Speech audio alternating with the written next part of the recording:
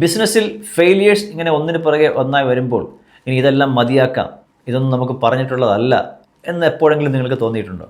Then you here comes colonel Sanders story. KFCയുടെ ഫൗണ്ടറായ colonel സാൻഡേഴ്സിൻ്റെ സ്റ്റോറി നിങ്ങളൊന്ന് കേൾക്കും. അദ്ദേഹത്തിൻ്റെ കരിയറിൻ്റെ തുടക്കം മുതൽക്കേ റിജക്ഷൻ ആഫ്റ്റർ റിജക്ഷൻ, എന്ത് ചെയ്താലും ഫെയിലിയേഴ്സ് ആയിരുന്നു. Ventures collapsed before they began.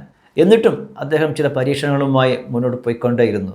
തോറ്റു എന്ന് അദ്ദേഹം ഒരിക്കൽ പോലും ജീവിതത്തിൽ സമ്മതിച്ചിട്ടില്ല എന്നതാണ് സത്യം. He refused defeat. At last in his 60s he's perfected a secret recipe.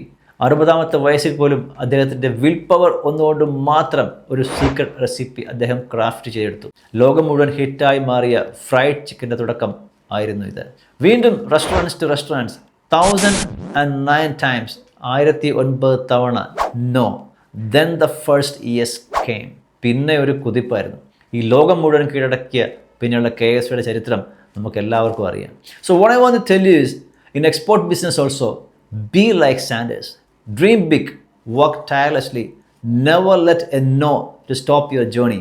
നിങ്ങൾ പ്രയത്നിച്ചാൽ നിങ്ങളുടെ പ്രൊഡക്റ്റും ഇതുപോലെ ഈ ലോകത്തിൻ്റെ ഓരോ മുക്കിലും മൂലയിലും എത്തിക്കാൻ നിങ്ങളെ കൊണ്ട് തീർച്ചയായും പറ്റും. So start today.